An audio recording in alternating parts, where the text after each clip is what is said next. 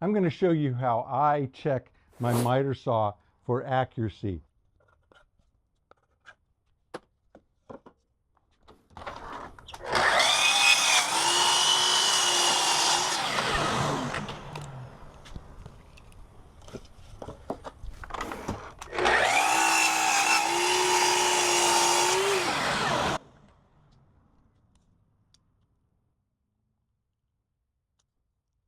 This happens to be a piece of plywood.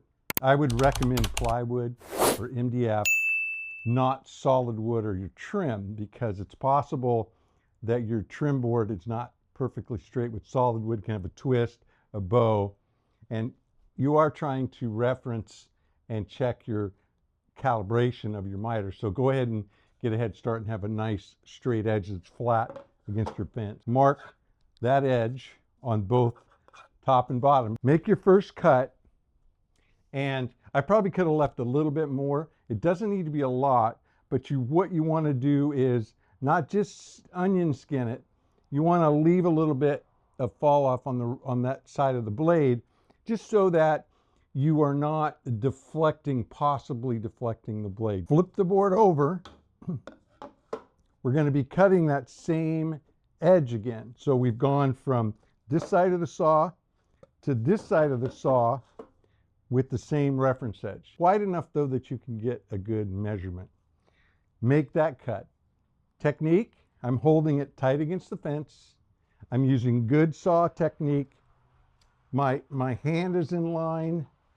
The Festool saw, one of its great things is that the handle, you grab it in line with the blade, and the motor is mounted between the rails. If the handle were off to one side, or the rails are off to one side, now you could possibly put in a little bit of error with that. So if you don't have a saw like this, be conscious of keeping your blade nice and straight. Rather than getting out the calipers and finding out how much it is to 1/1000th of an inch, grab your tape measure. It's at 18, but it's a little light, and I'm right at 18, a little light. That's how easy it is. I've just brought the smart wood shop to the job. I've set up, and I'm getting ready to start trimming a house. I literally can take less than 2 minutes to confirm that my miter saw is accurate.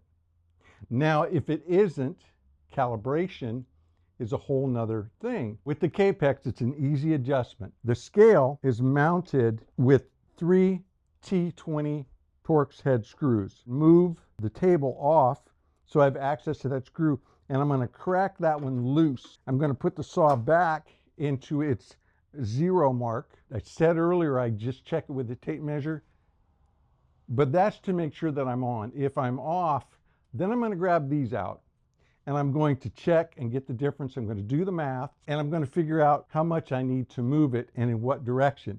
So I need to move it in this direction, for example, and what I want to do is find the feelers that will fit between the scale and the side of the miter box here. Build them up until it just barely fits in, not pressing or moving, and then I would go through them and remove the gauge that matches the amount I'm trying to adjust it. It's very easy to over move it, so give yourself the benefit of trapping it to just the movement you want. Then I'm going to crack loose the other 2 screws, and again, I'm not really loosening them a lot. They have an elongated slot that the scale will move along that parallel to the direction you want to go. You can also move it perpendicular by accident if you put a little too much pressure. You don't want to do that. You want to just move the scale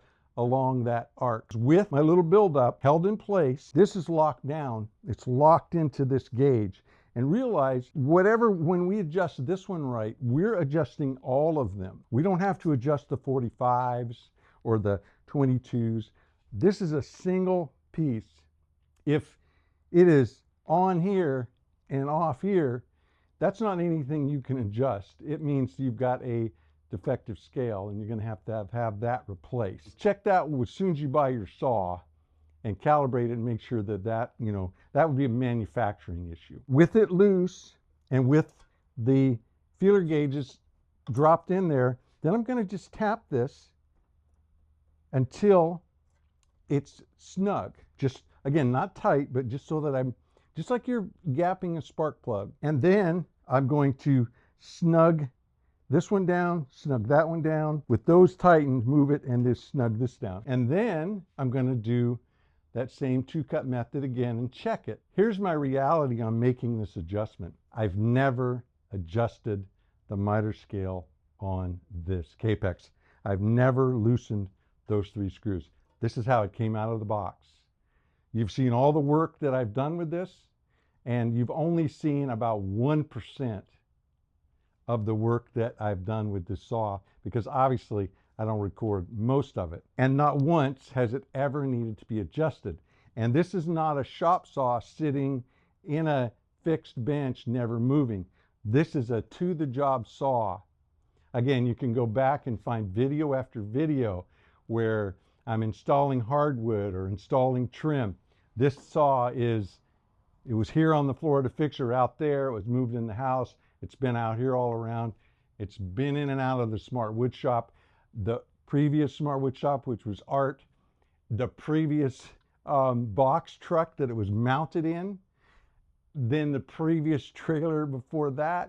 The saw has outlasted all of that stuff, and it's never been adjusted. And the sponsor of this video, as all videos, is the Smart Wood Shop. If you want to support the Smart Wood Shop and do yourself a favor, you can get a detailed set of plans to build a smart wood shop, a smart station, a smart bench, router table, or any of the accessories that work with the system.